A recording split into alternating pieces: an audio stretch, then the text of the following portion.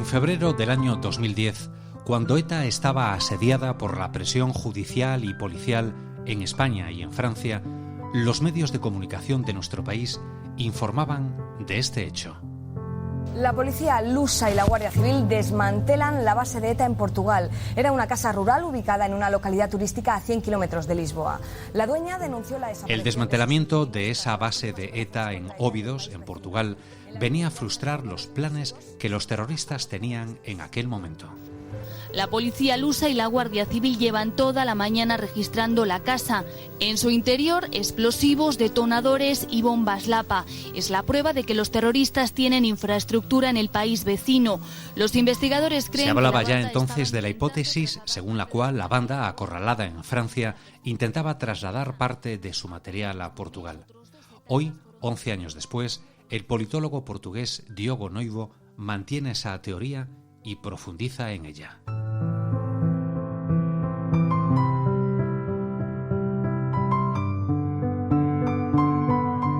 Este es un nuevo episodio de Relatos, el podcast del Centro Memorial de las Víctimas del Terrorismo. Presenta Gaizka Fernández Soldevilla, responsable de investigación del centro.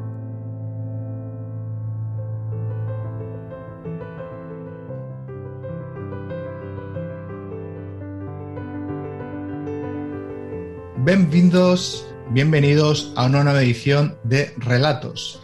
Les habla Gaizka Fernández Soldevilla, responsable de investigación del Centro para la Memoria de las Víctimas del Terrorismo, y hoy me acompaña virtualmente desde Lisboa Diogo Noivo. Bienvenido, Diogo. Agur, Gaizka. Hola, gracias por recibirme.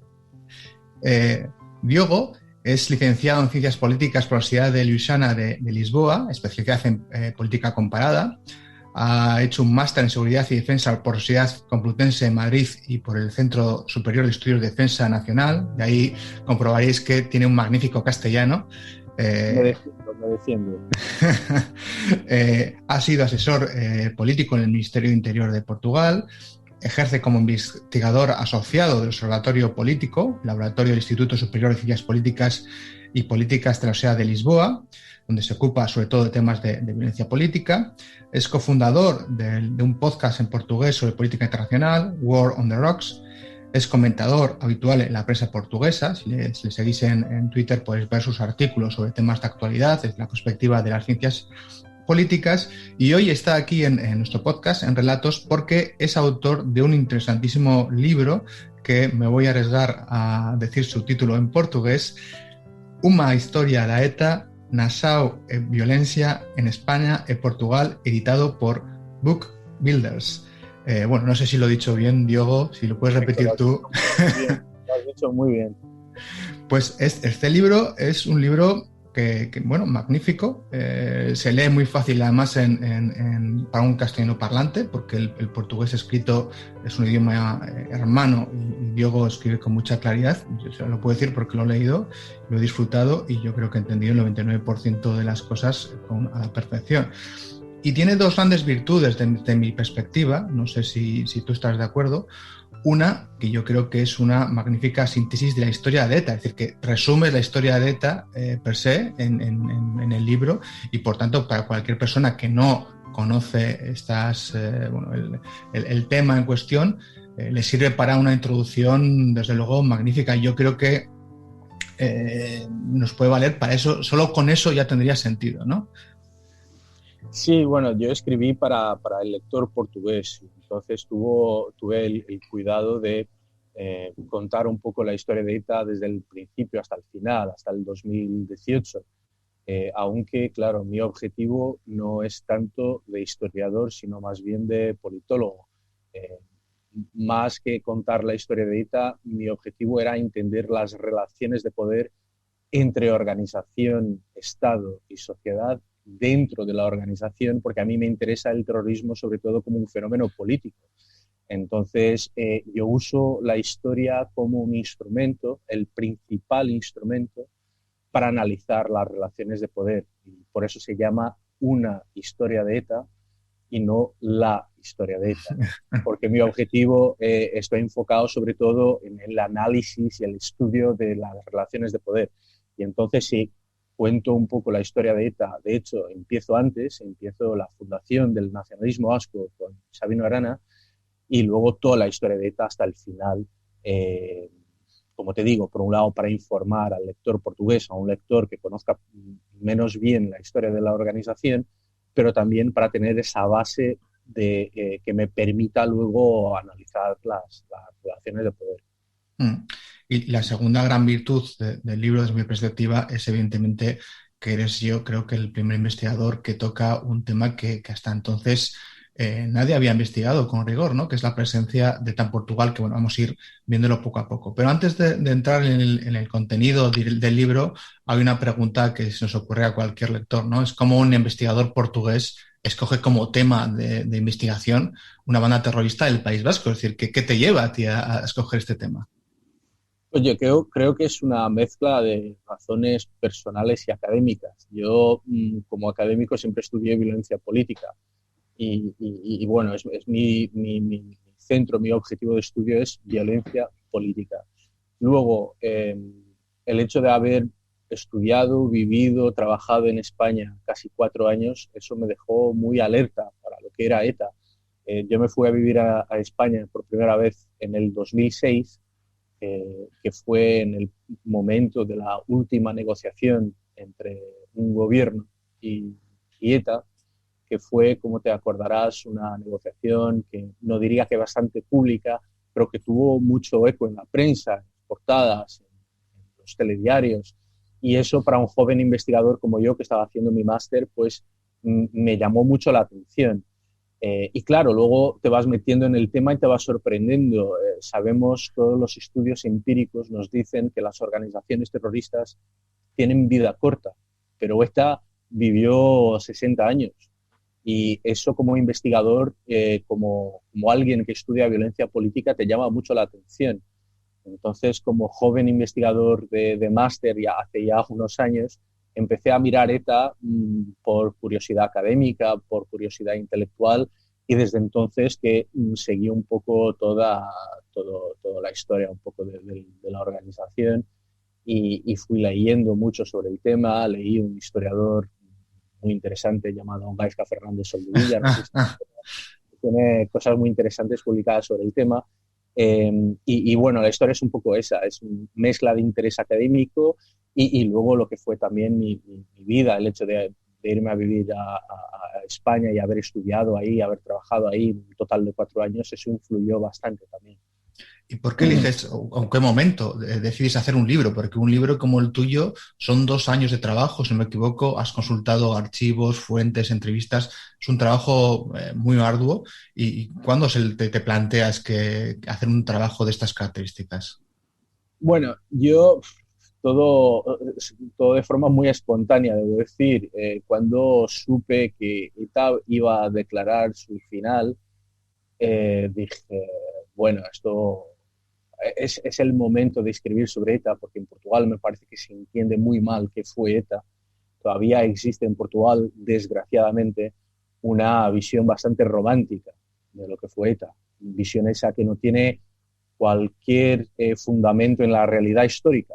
Y por eso me parecía importante escribir sobre ETA, para demostrar al lector portugués lo que fue la banda.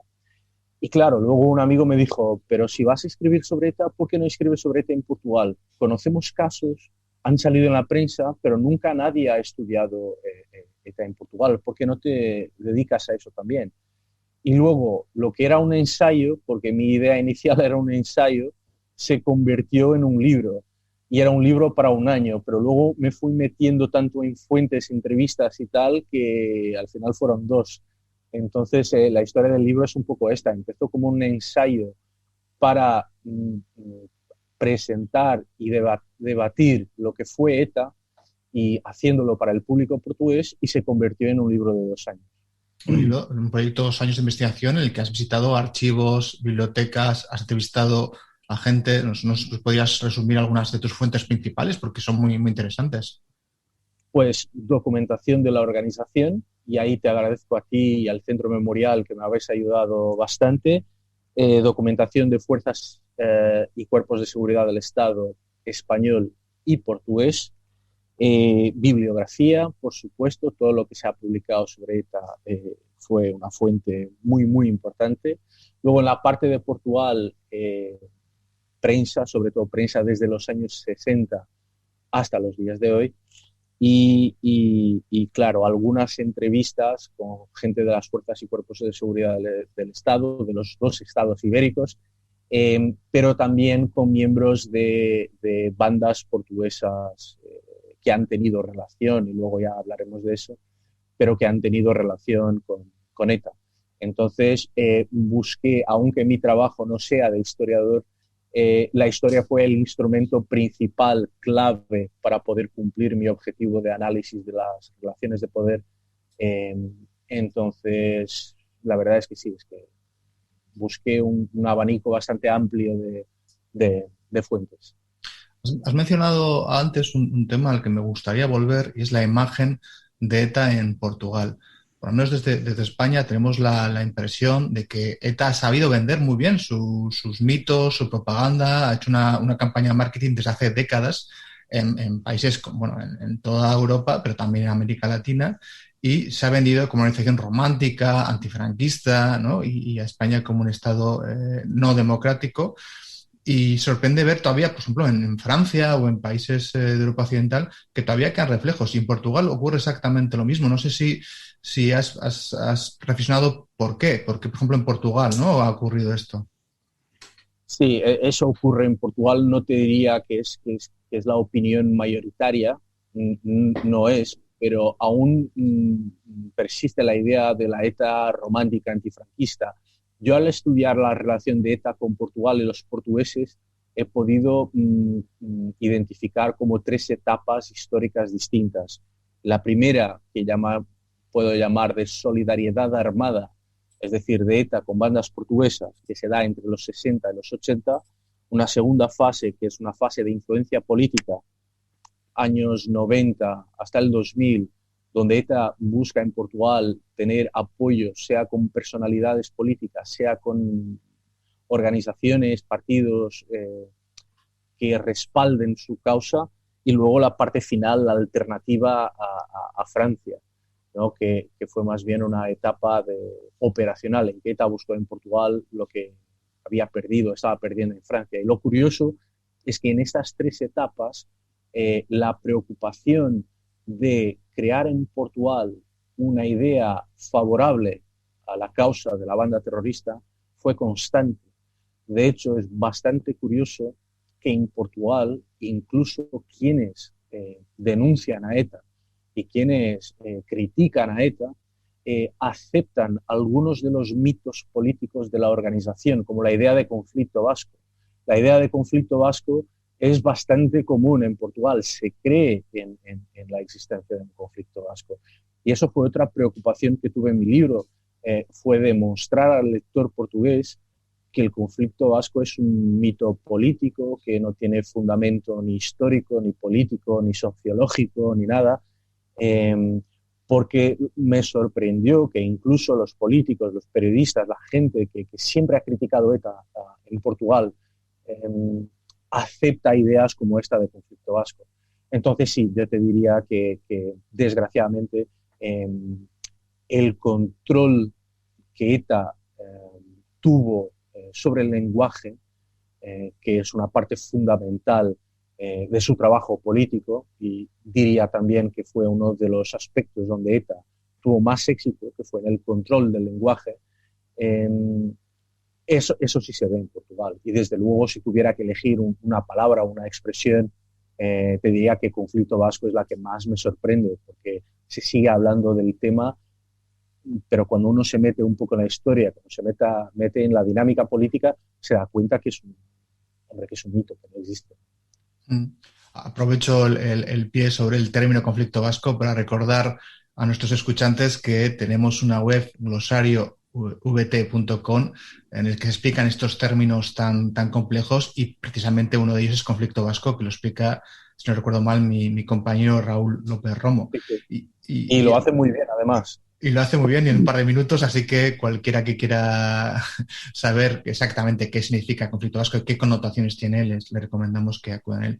Y aquí quería ir también, Diogo, claro, quizás ayudó a que se extendieran o que pervivieran estos mitos sobre ETA en Portugal, que no existiese bibliografía sobre ETA rigurosa, porque hay algunos libros en portugués sobre ETA, pero no son precisamente académicos, ¿no? Sí. Hay un libro sobre ETA antes del mío que lo escribió un periodista portugués que tenía relaciones bastante cercanas a ETA y el libro de hecho es Conflicto Vasco del principio al final. Entonces es más bien, en portugués hay una palabra, no sé si existe en español, que es agiografía, es decir, un poco la vida de los santos, ¿no?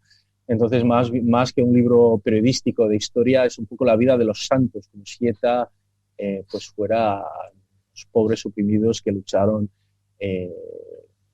por la democracia, ¿no? Entonces, ese es el libro que existía en Portugal sobre ETA. Pero yo diría que esas causas o la aceptación por parte de la opinión pública portuguesa de algunos mitos sobre ETA tiene raíces profundas. Una tiene que ver con la propia idea de nacionalismo portugués. El Portugal nace sobre todo basada en una idea anti-Castilla, ¿no? Entonces es casi parte de la memoria colectiva portuguesa el haber nacido o ser el único territorio de la península ibérica que no fue controlado por Castilla, ¿no? Es una idea bastante primaria, muy básica, pero bueno, que es parte de la cultura política, ¿no? Y yo creo que eso hace, por ejemplo, que ahora mismo en Portugal también haya mucha gente que esté en favor de la independencia de Cataluña. No por los hechos, no por la historia, sino porque hay una reacción casi pavloviana e inmediata a todo que sea anti-Castilla, ¿no? Que es, insisto, una idea bastante primaria, pero que aún así existe. Y luego la acción de ETA en Portugal, sobre todo la acción política de ETA en Portugal, hizo que se fueran infiltrando, sea en la prensa, sea en algunos medios, esas ideas de banda que luchaba por la democracia cuando tú y yo sabemos que no fue el caso. Pero yo creo que se debe, resumiendo, creo que tiene estas dos razones. Por un lado, algo ya casi de psicosis colectiva portuguesa que viene de su origen como país, y otra, lo que fue la acción de ETA propagandística dentro y fuera de España, pero sobre todo aquí en Portugal.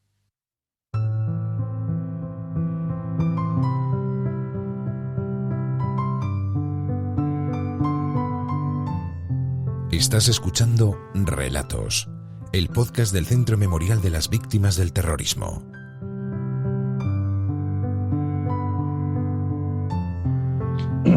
Vamos a empezar ya con el contenido de tu libro, pero concretamente con la relación de ETA con Portugal que has sacado a la luz y que, bueno, hay historias increíbles que desconocíamos totalmente y que arrojan una luz nueva sobre hechos y acontecimientos, por ejemplo, los primeros asesinatos de ETA, ¿no? Porque tú descubres que las primeras armas, las primeras partidas de armas que consigue ETA son a través de un grupo portugués, que es algo que desconocíamos.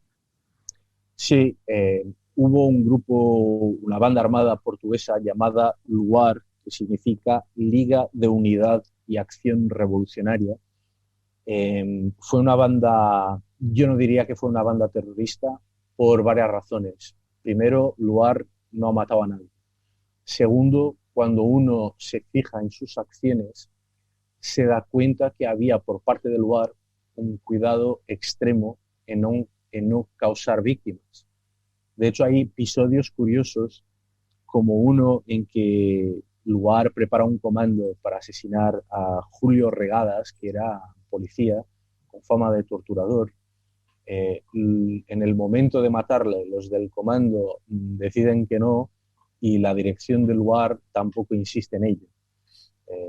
Entonces, LUAR sí que fue una banda armada, sí que fue revolucionaria, sí que quería el fin del régimen portugués de Salazar por vía de la violencia, pero luego nunca cruzó la línea de la muerte.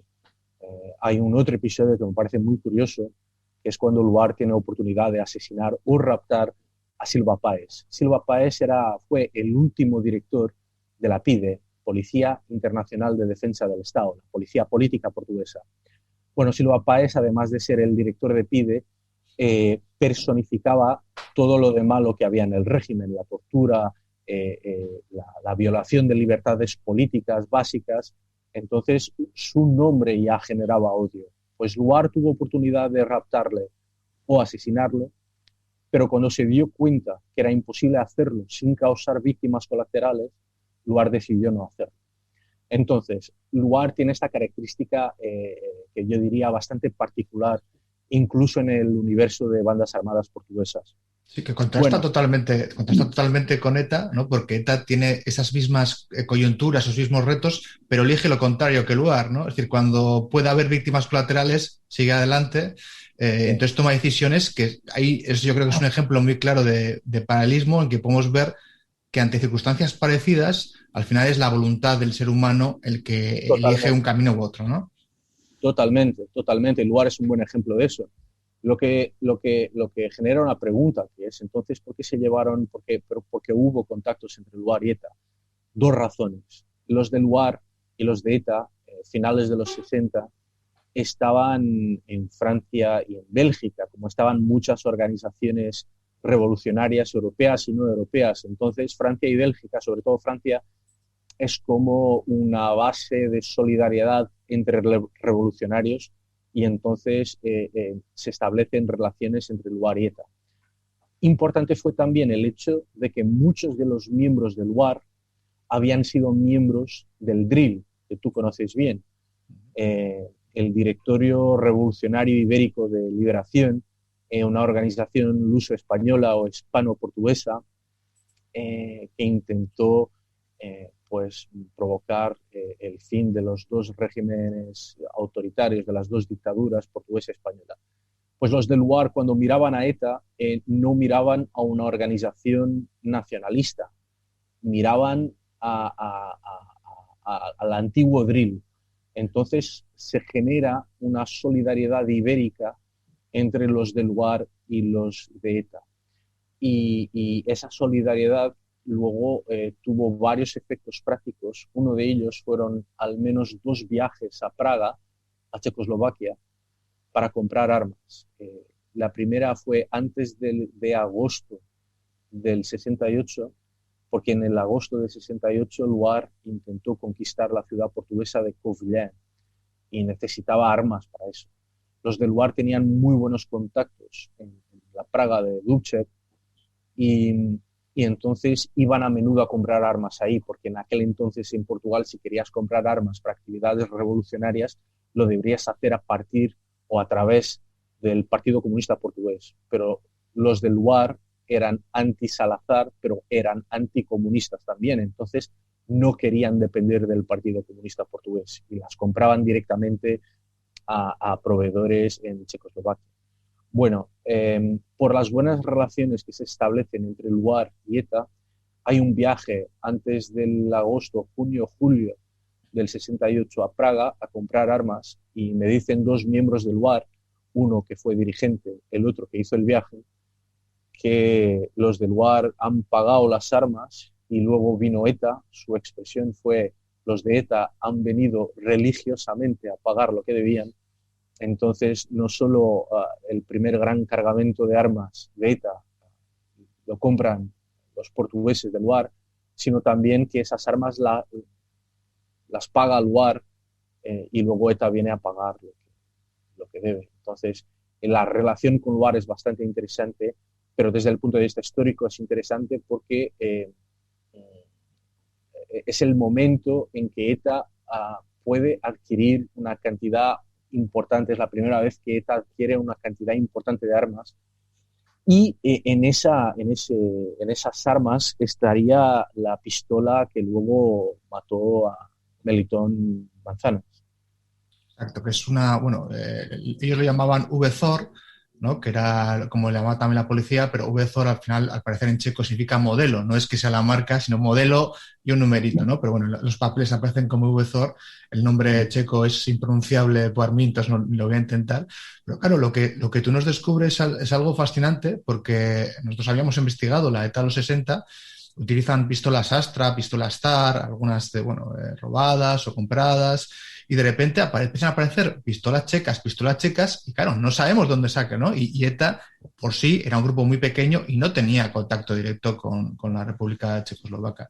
Entonces, es el intermediario portugués el que le permite adquirir estas pistolas que al final van a ser pues imprescindibles, pues como ejemplo para el segundo asesinato, ¿no? Para el de Melito Manzanas y para otros posteriores. Sí, y de hecho los del UAR reconocen que han ayudado a ETA a dar el salto a través de la compra de esas armas, y luego años más tarde, en el 79, el propio Federico Krutwig reconoce en una entrevista a la revista Muga que sí, que la primera gran compra de armas de ETA la hacen los portugueses del UAR. Y por eso es curioso, porque sea por el lado portugués, sea por el lado vasco de ETA, se reconoce que el momento clave en lo que tiene que ver con armas, pues lo hacen los portugueses del UAR. Sí, y desde luego ningún grupo terrorista puede iniciar una campaña sin tener armas, ¿no? Por mucho que tenga hombres o dinero, las armas son imprescindibles y por tanto es importantísimo esta primera partida de pistolas VZOR. Pero bueno, la colaboración entre grupos de extrema izquierda, digamos, portugueses y ETA no acaba aquí, ¿no? Pues posteriormente en el tiempo vuelve a haber más contactos con grupos diferentes, quizás. Sí, cuando se da el 25 de abril del 74, conocido como Revolución de los Claveles, los del UAR empiezan a darse cuenta de que ETA no es una organización antifascista, sino una organización nacionalista. Es bastante curioso, porque al entrevistar a dirigentes del UAR me decían que de repente se empiezan a dar cuenta de la arrogancia nacionalista de los de ETA, que hasta entonces pues para ellos no era importante, para los del UAR no era importante. Entonces el UAR se va alejando de ETA, pero en los años 80 ETA hace nuevos amigos en Portugal, en particular la organización terrorista FP25, Fuerzas Populares 25 de Abril. Su primera acción es en los años 80, en 1980, en que revienta 100 petardos del norte a sur de Portugal, y luego total ha matado 17 personas. El más joven fue un niño de 4 meses, lo asesinaron con una bomba en Alentejo, que es una región sur de Portugal. Bueno, con las FP25, ¿qué te puedo contar? Pues las FP25 eran parte de una estructura. Esa estructura se llamaba Proyecto Global. Proyecto Global tenía un brazo partidario que primero se llamó OUT, Organización Unitaria de Trabajadores, y el congreso que fundó OUT tuvo lugar en Marinha Grande, que es una ciudad del litoral portugués, y en ese congreso, que fue en el 78, en abril del 78, estuvieron presentes delegados de ETA, y estuvieron también presentes delegados del IRA y de otras organizaciones, pero de ETA sí que estuvieron, de ETA en ese momento. Luego, la relación se desarrolló y hubo cambio. ETA ofreció a las FP25 pistolas, sobre todo Firebird, y explosivo goma seco, ECO. Es curioso, Diogo, porque justo es el mismo regalo que les hace a lo que luego va a ser Terra Lliure en Cataluña y algún grupo gallego también, algún grupo terrorista gallego. Es decir, que estaba dando como una especie de regalos internacionalistas. Un pack, eso es. Sí, no, esto fue reconocido por un hombre llamado João Macedo Correia, que era miembro de las FP25 pero que luego decidió colaborar con la justicia. Y en tribunal dice que ETA sí les dio las Firebird y Goma Seco. João Macedo Correa terminó asesinado por la banda terrorista FP25. Como venganza lo mataron. Pero bueno, la colaboración tuvo otros puntos también. ETA recibió en País Vasco miembros de las FP25 que estaban, se dice aquí en Portugal, no sé si en España la expresión existe también, pero que estaban quemados, es decir, estaban ya identificados por la policía y ETA acoge a por lo menos 2 miembros de FP25 en País Vasco. Entonces, la relación entre ETA y FP25 sí que fue cercana, incluso después hay una gran operación de la policía portuguesa que acaba con las FP25 y luego en secuencia de esa operación se generan comités de solidaridad con los presos de FP25 que la izquierda en aquel entonces presentó como presos políticos. En fin, una retórica que creo que nos suena. Que suena, ¿no? Bueno, ETA estuvo presente en esos comités de solidaridad también. De hecho, encontré un documento de una reunión que hubo en Lisboa que juntó gente de Libia, gente de Vendela, de Algeria, los verdes alemanes, ETA, desde luego, las brigadas rojas italianas, pues que hacían comités de solidaridad con los presos de las FP25. Y esto porque no lo dije aún, las FP25, el proyecto político donde estaban las FP25, se creó por la mano de un señor llamado Otelo Saraiva de Carvalho, que fue uno de los militares de Abril, es decir, uno de los militares que responsables por la revolución de los claveles y por el fin de la dictadura portuguesa. Y claro, esto dejó la joven democracia portuguesa con un problema, ¿no? Porque uno de los héroes de la democracia de repente es el fundador de una banda terrorista. Y eso llevó a un proceso de amnistía que está cumpliendo ahora mismo 25 años. De hecho, se publicó en la prensa portuguesa un ensayo bastante bueno sobre esos 25 años de la amnistía. Lo publicó el hijo de una de las víctimas. Y claro, desde el punto de vista político se genera una amnistía bastante controvertida, creo que se dice controvertida. Exacto, sí. Bastante controvertida. Pero bueno, la historia es un poco esta, la historia de la relación con las FP25 es un poco esta. Luego las FP terminan en el 87 y ETA sigue en Portugal y teniendo contactos en Portugal, pero ya de otra forma, ya más política. Y claro, él ya es más eso, el brazo político de ETA, digamos, con otras fuerzas, supongo que de extrema izquierda en Portugal. Sí, extrema izquierda y no solo extrema izquierda. En 98 y 99, esas 2 reuniones las he identificado, pero hubo otras. Shaki, que bueno, se conoce un poco como el Ministerio de Asuntos Exteriores de ETA, en particular una mujer llamada Elena Beloki, que en su día llegó a ser detenida con José Antonio Urruticoechea, con Josu Ternera, y que era la responsable de Shaki en Europa, reunió al menos 2 veces con Mário Soares. ¿Quién fue Mário Soares? Pues Mário Soares es una figura clave de la transición democrática portuguesa. Fue presidente de gobierno y presidente de la República, es decir, jefe de Estado.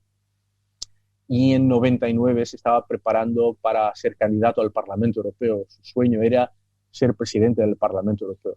Entonces, en aquel entonces, Mário Soares recibía todo el mundo que se decía de izquierda o socialista, porque su sueño era ser como la personalidad más importante del socialismo europeo.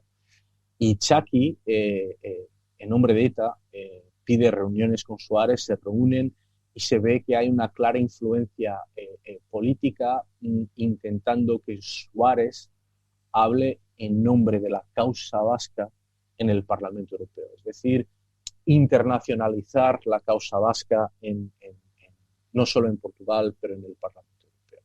Y además de estas reuniones con Mário Soares, y debo decir que Mário Soares es un tío bastante inteligente, muy sensible desde el punto de vista político, he podido encontrar los documentos de Chaki, de ETA, sobre esta reunión, y uno se da cuenta que Mário Soares habló con ellos, pero no les hizo mucho caso.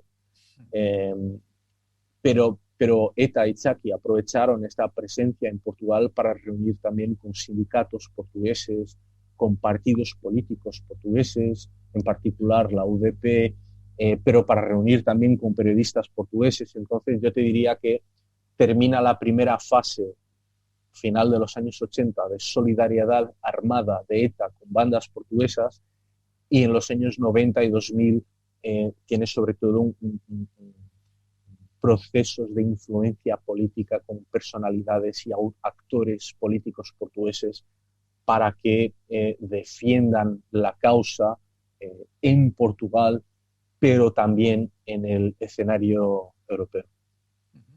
Y ahí pasamos posteriormente, a principios ya del siglo XXI, a una fase nueva, que es cuando ETA empieza a ver a Portugal como una nueva Francia. Y me explico, ¿no? Que es cuando el santuario francés, es decir, la retaguardia segura con la que contaba ETA en el sur de Francia, empieza la decadencia a mediados de los 80, pero bueno, ya a principios del XXI ya ha desaparecido del todo. ETA ya no tiene una retaguardia en la que tener comandos, en la que tener jefatura, en la que llevar sus finanzas, y necesita buscar casi desesperadamente un nuevo santuario, y piensa en el santuario portugués, ¿no? Que hasta entonces por lo menos no lo había tenido en cuenta, pero le sale mal. Sí, todo empieza con unos coches portugueses usados por ETA. En junio de 2007 aparece en Ayamonte un coche portugués con 130 kilos de explosivos, y luego en agosto de ese mismo año, de 2007, aparece un otro coche portugués, en particular en el atentado a la casa cuartel de Durango. Entonces, de repente en el 2007 hay coches portugueses usados en actividades logísticas o incluso en atentados de ETA. Y en Portugal, la Fiscalía General del Estado y la Policía Judicial portuguesa empiezan a sospechar que puede haber algo más. Luego se descubre que cuando en septiembre del 2002, que hubo gente del Comando Argala que estuvo en Portugal también en actividades más bien logísticas, de copiar matrículas de coches, de estudio de rutas, y eso pues profundiza las sospechas que existían en Portugal. En el 2006 también, antes de que se descubrieran los coches, hubo una pareja de miembros de ETA que estuvo en el Barrio Alto, que es un barrio bastante cosmopolita de Lisboa, y también no quedó claro qué estaban haciendo, pero estuvieron aquí unos largos meses también. Sobre todo se piensa la policía portuguesa en operaciones logísticas y de vigilancia. Y luego en el 2009 hay nuevo coche portugués, esta vez en Salamanca, que había sido usado en atentados en Torre de Molinos en el verano del 2008. Entonces empiezan a surgir muchas viaturas portuguesas, muchos coches portugueses en operaciones de ETA, y España empieza a sospechar, sobre todo Alfredo Pérez Rubalcaba, empieza a sospechar que ETA puede estar estudiando una cierta transferencia de su estructura logística francesa para Portugal, y en Portugal la policía y la fiscalía empiezan a sospechar también. Sin embargo, el Ministerio del Interior portugués, la dirección política de los servicios de inteligencia, la dirección política de la coordinación de seguridad interna en Portugal, hasta este momento dicen que no tiene sentido, que son evidencias que no tienen fuerza suficiente para hacer sospechar que ETA se está mudando a Portugal. Sin embargo, la policía portuguesa hizo su trabajo de forma independiente del poder político y empezó a recoger pruebas, a hacer contactos bilaterales con las fuerzas y cuerpos de seguridad de Estado de España, y entonces eso hizo que se desarrollara una buena relación bilateral de trabajo en combate a ETA, aunque la política portuguesa no estuviera muy preocupada con el tema. Hasta que en enero del 2010, 9 de enero, 2 miembros de ETA cruzan la frontera, entran en Portugal y vienen en coches distintos. Los coches tenían matrículas, tenían una escopeta, tenían mapas, tenían fotos, y entonces se da un debate en Portugal. La policía portuguesa dice: aquí tenemos un problema porque esto ya no es algo simple, mientras que el Ministerio de Interior y el Ministro de Interior portugués dicen no, que están huyendo de la policía española, esto no tiene nada que ver con nosotros, es un episodio más. Y luego, en febrero del año siguiente, en el 2010, se descubre en Óbidos, que es una ciudad del oeste portugués, una pequeña ciudad del oeste portugués, se descubre una casa con 1.500 kilos de explosivos de ETA. Y la policía se da cuenta que los 2 miembros de ETA que habían entrado en territorio portugués el 9 de enero del año anterior, pues iban a esa casa. Y que esa casa pues se estaba convirtiendo en una fábrica, en una base logístico-militar de ETA, muy semejante a una base logístico-militar de ETA en Francia, que la policía francesa había pues destruido. Entonces, parece que las evidencias señalan que esta casa de Óbidos, como la conocemos aquí, la casa de ETA en Óbidos, era pues la construcción de las bases o de la base que habían perdido en Francia. Y entonces Portugal fue en la fase final de la vida de ETA ya una alternativa desesperada por parte de ETA de buscar aquí, de este lado de la frontera, lo que había perdido en Francia y lo que estaba perdiendo en España. ¿Tú consideras que, claro, esa alternativa les sale mal porque al final se descubre la casa, se descubre su base logístico militar y se les impide tener un santuario portugués, y justo ETA en 2011 declara alto el fuego? Es decir, hay una relación en que tú crees que era la última carta que le quedaba a ETA, la pierde, entonces se ve abogada a dejar las armas, o ya estaba ETA acabada para ese momento? No, yo creo que es precisamente eso. ETA se estaba dando cuenta de que o bien que encontraba una alternativa, o bien que el acoso de la policía y justicia española y francesa era tan fuerte que se no encontraban alternativa, ¿cómo te lo explico? Una alternativa que tuviera, que fuera práctica desde el punto de vista logístico. Porque organizar comandos en Venezuela, meterlos en un avión y hacer atentados en España para luego volver a Venezuela, eso no funcionaba. Mientras que en Portugal sí, por tema de frontera, por cercanía, incluso por similitud cultural, eso sí que hacía con que fuera más fácil. Entonces, en ese momento que ETA está en un momento de extrema debilidad, Portugal es, creo yo, y con base en la documentación que he encontrado, Portugal es el último intento. Si no lo hacemos en Portugal, ya no tenemos alternativa. Entonces, sí, mi respuesta es sí. Portugal fue el último intento de ETA de sobrevivir. Y claro, hay que tener en cuenta, como has dicho al principio de la entrevista, que la mayor parte de los grupos terroristas de la tercera oleada son efímeros en cierta medida porque no tienen una retaguardia, y justo los dos que son longevos, es el IRA y ETA, son los que sí tienen una retaguardia segura, ¿no? El IRA pasaba a la República Irlandesa después de atentar a Irlanda del Norte, ETA pasaba a Francia, cuando no tiene Francia va a Portugal, cuando no queda Portugal ya no tiene nada, no tiene un sitio donde vivir, y por tanto está condenada a la desaparición, pero como el resto de bandas terroristas que había habido en Europa, ¿no? Se convierte en una banda más, una banda normal. Sí, totalmente de acuerdo.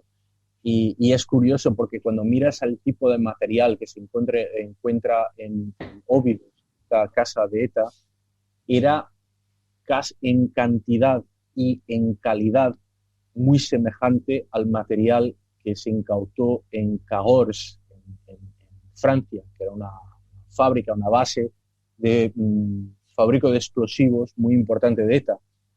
Y entonces, cuando miras a todos estos factores, sea el momento operacional y político de ETA en aquella época, de extraordinaria debilidad, sea el tipo de inversión que ETA hace en Portugal, sea el tipo de material que se incauta de este lado portugués de la frontera, todo esto y otros detalles que escribo en el libro también, pues te señalan que ya de forma muy desesperada ETA intentó encontrar en Portugal su futuro, pero por suerte no lo logró. ¿No? Y es bonito saber, y es importante saberlo en tu libro, que las últimas páginas de la historia de ETA, por suerte, se escriben en nuestro hermano Portugal, y que Portugal tuvo una contribución importante para el fin de ETA, lo cual también hay que resaltarlo. Pero ahora hemos hablado de la historia de ETA en Portugal, vamos a hablar de otra cuestión que tú también tocas en el libro y que también a veces olvidamos, ¿no? Que son las víctimas portuguesas de ETA, porque ETA ha asesinado a portugueses. Sí, Portugal ha asesinado a 3 portugueses en circunstancias distintas. La primera víctima fue una mujer llamada María José, que fue asesinada en un atentado a bomba. Ella no era el destino de la bomba, pues fue lo que ETA llamó de víctima colateral, pero sí, terminó muriendo creo que 14 días después de la explosión. La explosión fue en el 6º aniversario de la Constitución Española del 76, ocurrió en San Sebastián. María José era portuguesa, pero vivía en las afueras de San Sebastián, y bueno, no sabemos qué hacía ese día, pero suponemos que estaba dando un paseo como tantas otras personas en ese día, y hay una explosión que quería matar, y de hecho mató un general del ejército de tierra español. La forma que ETA encontró de señalar el 6º aniversario de la Constitución Democrática del 78, y una de las víctimas de esa explosión fue precisamente María José. Luego, las 2 otras víctimas portuguesas son en el ámbito de la campaña de ETA contra las drogas, que es un tema que tú, Gaizka, conoces bastante bien porque has ayudado a un excelente historiador a hacer un libro sobre la campaña de ETA contra las drogas.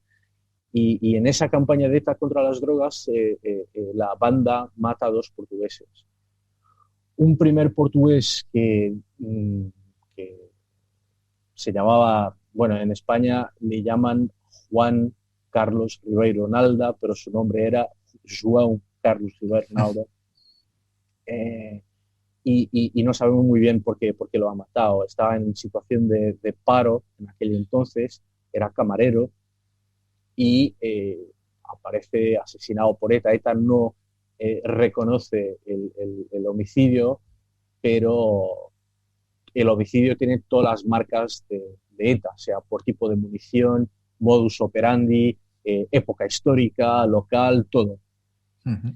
Bueno, suponemos, con base en declaraciones de su padre, que a él le mataron porque tenían unos amigos que fumaban unos porros. Esto dice su padre.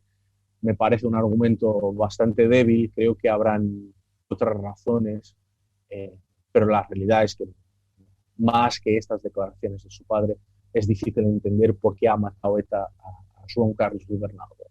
Luego hubo otra víctima portuguesa también en el ámbito de la lucha, de la supuesta lucha de ETA contra el narcotráfico, y ahí sí, ya era un ciudadano portugués, un joven portugués que ya estaba identificado mejor por las autoridades españolas, sea por tráfico de drogas, por tráfico de armas, y estaba así relacionado con el crimen organizado. y ETA lo mata también. Pero ahí es claro cuál fue el objetivo, ¿no? En esa lucha propagandística, porque fue sobre todo propagandística, de ETA contra las drogas, este segundo portugués ya fue una víctima que estaba en el perfil de lo que decía ETA que quería hacer. En total, 3 víctimas mortales.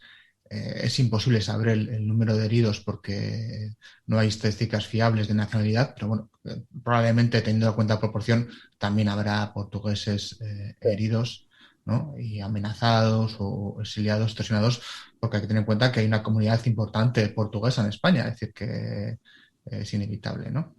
Sí, hay una comunidad portuguesa en España que es grande y luego los inmigrantes portugueses tienen una característica que no es única, pero es particular. Se adaptan muy bien a sus nuevos países. Incluso quienes se llaman João, en España empiezan a llamarles Juan y tan contentos, ¿sabes? No hay una defensa de su cultura, de su nombre, de su idioma. El portugués viaja y los portugueses, por razones históricas y económicas sobre todo, hubo mucha inmigración a Francia, hubo mucha inmigración a Bélgica, hubo mucha inmigración a España también, y la verdad es que las comunidades portuguesas se integran bastante bien. Y luego, en casos de víctimas, heridos, a veces es muy difícil identificar a un portugués porque miras al nombre y puede ser portugués, puede ser español, y él o ella no se va a identificar como portugués porque se adaptan. Entonces, esta es una dificultad añadida de entender quiénes son los heridos portugueses de ETA.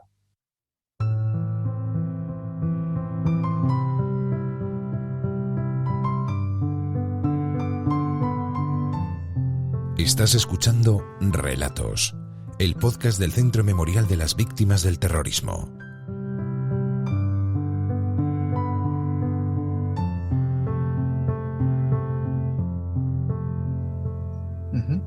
Pues ya por último, para terminar, pues preguntarte, Diogo, ¿qué tal las ventas de tu libro? Porque ha salido en unas circunstancias complicadas, pero a pesar de ello sé que está bastante bien, ¿no? Va bastante bien.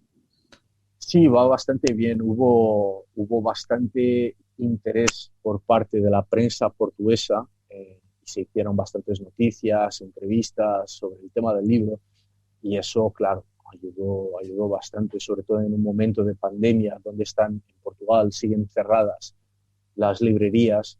Entonces tras haber publicado el libro, hubo algunos meses en que sí estuvieron abiertas las librerías, pero todo lo demás de ventas ha sido online y por eso el interés de la prensa portuguesa por el tema fue bastante importante. Por parte de la prensa española hubo algún interés también, hablé con la agencia EFE, hablé con El Correo, desde luego, que tuvo una magnífica entrevista con El Correo, País Vasco, que me gustó bastante.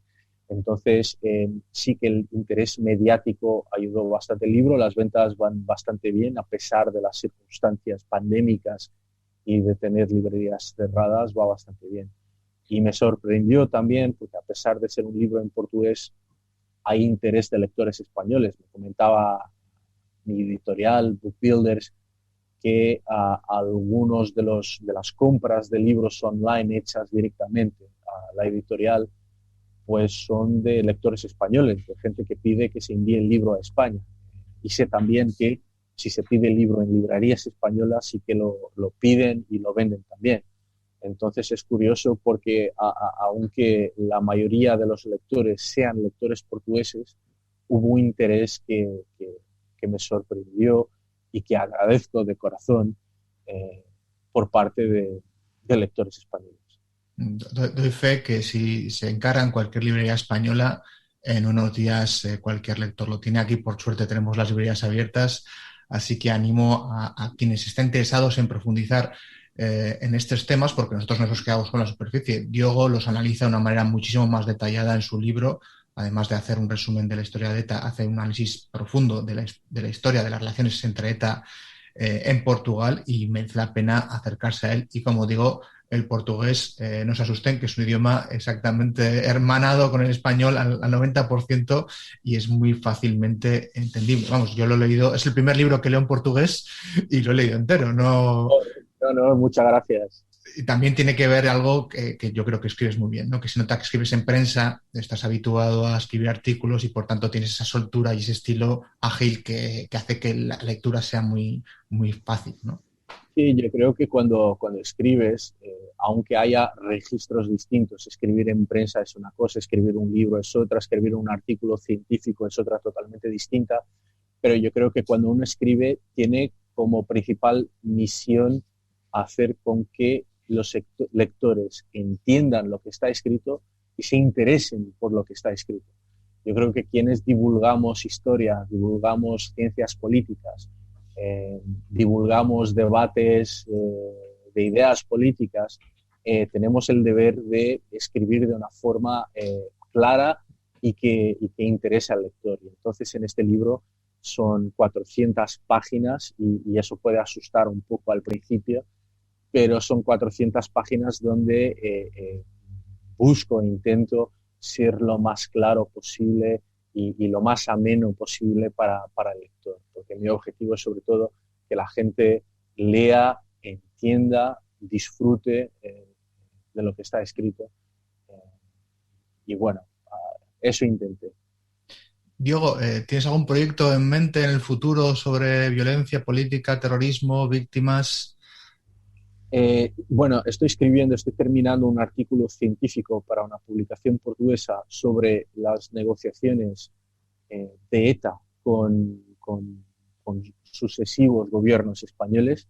Mi objetivo es enmarcar esas negociaciones dentro de lo que es la literatura teórica sobre negociación con organizaciones terroristas y ver en qué medida las negociaciones con ETA se confirman o no con aquello que dice la literatura teórica sobre el tema. Y ese es el próximo proyecto. Luego estoy trabajando también en un ensayo, ese más bien un ensayo político-histórico, sobre la idea de Tercera España, sobre Clara Campoamor, sobre Manuel Chávez Nogales, sobre Ortega y Gasset y sobre la idea de en momentos de extremos defender la democracia. Pero es un ensayo para una revista sobre literatura y ideas políticas portuguesa, no tan científico, más bien un ensayo. Y estos son los dos proyectos que tengo en manos y a ver si los termino. Los dos muy interesantes y recuerdo a todos nuestros escuchantes que pueden encontrar a Diego en Twitter, ¿no? Que ahí yo creo que podrás anunciar tus trabajos y cualquiera los puede leer. La dirección es @Diogo con O, Diogo Noivo. Y vamos, ahí Diogo pone sus trabajos, sus artículos y además de hacer reflexiones sobre política, ciencias políticas muy interesantes y os animo a seguirle. Bueno, pues Diogo, obrigado, muchísimas gracias por tu tiempo. Gracias a ti por tu tiempo, por la magnífica entrevista y vamos, cuando quieras, si quieres hacemos esto toda la semana. Cuando quieras hagamos. La próxima vez en persona con una botella de vino verde. En Lisboa. Ojalá en Lisboa con una botella de vino verde y viéndole las caras, que hace mucho que no nos vemos. Me parece perfecto, Gaeta. Pues muchísimas gracias, Diego. Gracias a ti, un abrazo. Un abrazo. Volvemos muy pronto con un nuevo episodio de Relatos, una iniciativa del Centro Memorial de las Víctimas del Terrorismo.